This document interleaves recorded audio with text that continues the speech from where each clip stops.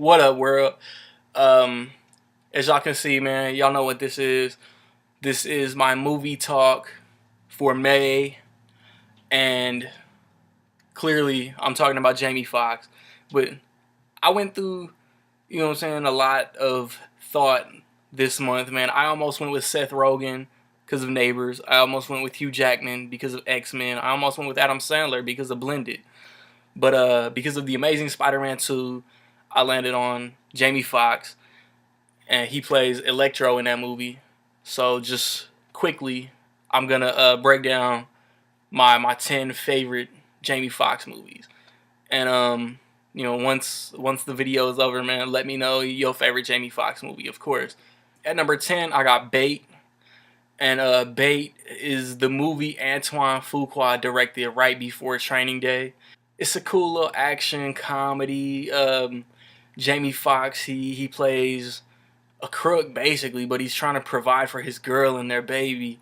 And Mike Epps, in one of his very first movie roles, plays his cousin or some shit, and they're like trying to steal shrimp or something.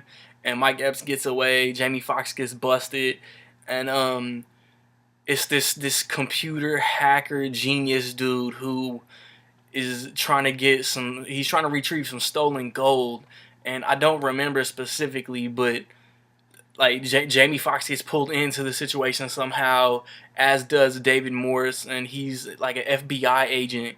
And I mean, it's a good time. Like, it's not a great movie by any means, but I like it. It's one of the movies back when I was younger. I had it on VHS and I haven't picked it up on DVD. And I mean, due to how bad of a flop it was, it probably won't even get to be a Blu-ray release. But I mean, if it was, I'd buy it. At number 9, I got last year's White House Down. Once again, I mean, not a great movie compared to Olympus Has Fallen, ironically directed by Antoine Fuqua. Um, White House Down did pretty bad at the box office, but between Channing Tatum and Jamie Foxx and their chemistry and just the pointless, mindless action, it was still a good time. Olympus Has Fallen is the better movie, but White House Down, you can enjoy it. At number 8, I got Miami Vice, and Miami Vice is the third movie that Jamie Foxx did with Michael Mann. Of course, it's based on the Miami Vice TV show that Michael Mann also was involved in. And Jamie Foxx plays Tubbs, and Colin Farrell plays Crockett, and it's a cop movie. It's a little overly serious, and it's a little long. I mean, but it's still dope. Like, I love the performances in this movie, and I was hoping for a Miami Vice movie franchise, and a young Naomi Harris, who y'all might know from Skyfall, was Jamie Foxx's girl in this movie. At number 7, I got Horrible Bosses, and I mean it's not really a Jamie Foxx movie, but I mean, fuck it, he's in it.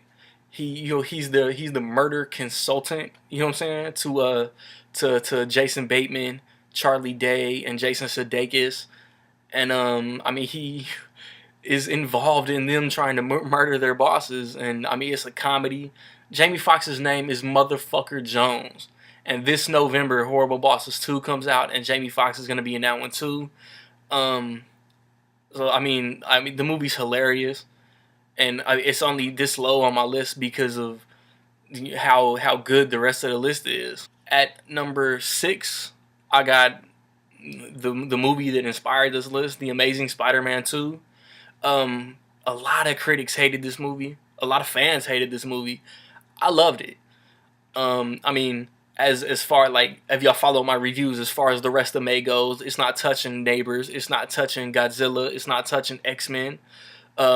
But it's still a good time. I love what Mark Webb and Andrew Garfield have done with the franchise. I love what Jamie Foxx did with Electro. I mean, he was essentially Jim Carrey from Batman Forever. He just wanted to be noticed. He was the biggest Spider-Man fan in New York. That we saw on camera. Spider-Man saved him. It gave him a little nerd boner, if you will. He had an accident at Oscorp, turned into the villain, and was still trying. Like, Spider-Man and him were still on the same page until, like, all the cameras in Times Square um, put Spider-Man on the screen, and then he flipped out. That Times Square scene is one of the dopest scenes in the entire movie. And then the final battle with Electro was dope as well. And I really hope that they bring Electro back to the franchise, whether it's in a Spider-Man sequel versus the Sinister Six that he's a part of, or just in the Sinister Six movie. And I mean, he has a scene or two as they like reject him into the crew, if you will. At number 5, I got Ali. Clearly, the story of Muhammad Ali's life. Jamie Foxx plays Muhammad Ali's trainer, Boudini Brown. And I mean, he got a few lines, and this is his first movie. This is Jamie Foxx's first movie he did with Michael Mann, and I mean, they worked together again. So obviously, Michael Mann liked what he did, and I mean, for the side role that Jamie Foxx had, man, he did a good ass job. At number 4, I got Any Given Sunday, and Jamie Foxx plays Willie Beeman. Willie Beeman plays for the Al Pacino coached Miami Sharks, I think the football team was. But it's directed by Oliver Stone. This movie has an endless cast. And Dennis Quaid plays the starting quarterback who gets injured and allows Jamie Foxx to step in, puke on camera in the middle of the field, win a few games and just take off into superstardom. That music video, man, is fucking hilarious. But who all is in this movie, man? Al Pacino, Cameron Diaz, Dennis Quaid, what's her name? Anne Margaret, Aaron Eckhart is in this movie. Lawrence Taylor, LL Cool J. Oh man, there's other people, man. And like on set, there was like a real beef between Jamie Foxx and LL started on set. And like, I always found that cool because Jamie Foxx ended up squashing the beef, and Jamie Foxx ended up being featured on LL's 10th, 11th album, the red one, where the 2006 album that he blamed Jay-Z for not marketing well. That's another video. Number 3, this may come to a shock to a lot of people, but at number 3 I got Ray. Clearly, Ray, Jamie Foxx. Jamie Foxx became Ray Charles for this movie. Looked like Ray Charles. Sounded like Ray Charles. He could probably play that piano too. I'm gonna make it do what it do, baby. I mean, that was my shit, man. Kerry Washington played his wife. I think Terrence Howard was in the movie. Lorenz Tate was in the movie, and they all played like musicians that were inspired and impacted by Ray Charles. And then like this, how many hip hop songs did Jamie Foxx sing the chorus as Ray Charles, and that shit was like a number 1 hit. I know he did the Georgia track with Ludacris. He did Gold Digger with Kanye West. And I mean, this is the movie that Jamie Foxx got the Oscar for. At number 2, I got Collateral, the second movie that Jamie Foxx did with Michael Mann. He plays a cab driver. He drives the cab. He follows the rules. He ain't got no money to take a vacation, so he flips down his visor. He looks at a postcard of like Hawaii or some islands or some shit. That's his getaway. Develops a thing for Jada Pinkett Smith while he's taking her to her destination. Picks up Tom Cruise. This is possibly my favorite Tom Cruise movie, but it's my second favorite Jamie Foxx movie. And just the interaction between them two, and just the night that Jamie Foxx gets forced into, and Mark Ruffalo is the cop that's investigating what's going on. And I mean, this movie is great. Jamie Foxx might have got nominated for this movie. It's the same year that he won for Ray. Go figure. But my number 1, I mean, if you do your process of elimination and what Jamie Foxx movies haven't I said? Jarhead? No. Stealth? No. Just haven't seen them. Like, don't really want to see them. My number 1, my favorite Jamie Foxx movie of all time is Django Unchained. Not the Django. Y'all heard, y'all seen the preview, man. The D is silent. I mean, Jamie Foxx, Christoph Waltz, Leonardo DiCaprio, again, Kerry Washington, Samuel L. Jackson. This movie is great.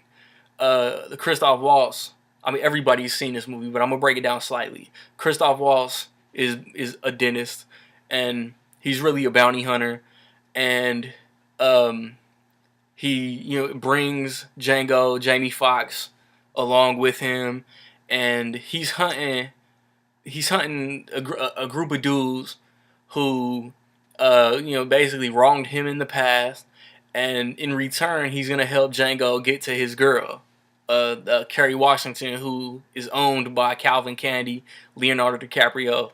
All the performances in this movie are award worthy, and it's like everybody in this movie got award discussion except Jamie Foxx. Jamie Foxx had the most underrated, overlooked performance probably of the end of 2012. Jamie Foxx can act, man. Jamie Foxx kills it in everything he does. And directed by Quentin Tarantino. I mean, he was the perfect director for this movie. And Will Smith was originally supposed to be Django, but there was disagreement over the end of the movie, and then Jamie Foxx was cast, and Jamie Foxx was perfect as Django. I couldn't have pictured Will Smith in this role. Um, I could talk about this movie all day. If I catch it on TV, I'll stop and watch it. Yeah, like I said at the beginning, man, let me know your top 5 Jamie Foxx movies. I haven't decided who I'm gonna do for June yet. I've already let the cat out of the bag as far as Tom Cruise goes, so what's the point in doing Tom Cruise? I could do Jonah Hill for 22 Jump Street. I could do, I mean, June doesn't have a lot to offer.